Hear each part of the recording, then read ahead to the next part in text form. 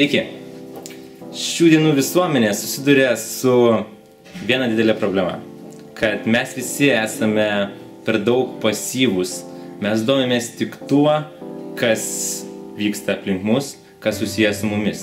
Bet mes pamirštame, kad esame visuomenės dalis. Mes pamirštame tai, kad mes savo gebėjimais, savo kompetencijomis turime ne tik turtinti save, bet turime tais dalykais pasidalinti su visa visuomenė. Vienas to pavyzdys yra savanorystė. Savanorystė yra, kai tu duodi ir po to gauni. Ir viskas.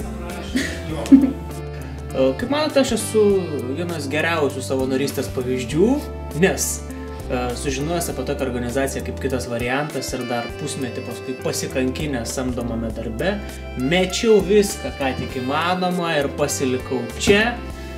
O kaip man seksis, sužinos ateities kartos iš istorijos ir sėkmės vadovėlių, taip kad sekite spaudą, sekite žinias ir mes dar tikrai pasimatysime. Ačiū. Kitas variantas tai yra tiesiog ta organizacija, po kurios aš, galima sakyti, atgimiau iš naujo. Aš buvau vienas iš jos mokinių, baigiau mokymus ir tapau savanoriu.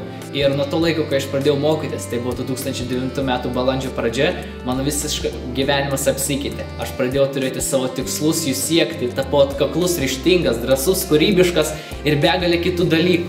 Dabar pažvelgus, koks aš buvau prieš tai ir koks esu dabar, yra du visiškai skirtingi žmonės. Ir be kito varianto, aš nemanau, kad aš būčiau tai pasiekęs. Taigi, aš labai noriu padėkoti Kitam variantui, kad suteikė man tokią progą mokytis ir suteikė man dabar tokią progą savanoriauti ir tobulėti. Ir čia tikrai puikus šansas atrasti save ir pažinti daugelį kitų gerų dalykų bei įdomių žmonių. Savanoriauk ir tu. Nebūtina būti dideliu mecenatu ar turėti daugybę pinigų, kad būti naudingų visuomeniai. Galima prisidėti tiesiog savo kompetenciją. Kitas variantas yra ta organizacija, kuri ir suteikia tokią galimybę. Suteikia galimybę žmonėms, kurie nori prisidėti savo kompetenciją ir nori prisidėti prie teigiamo pokyčio visuomenėje.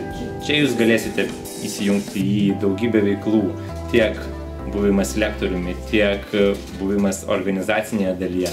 Jums suteiks asmeninę kompetenciją, galėsite lavinti save ir tuo pačiu prisidėsite prie labai svarbaus ir kilnaus tikslo.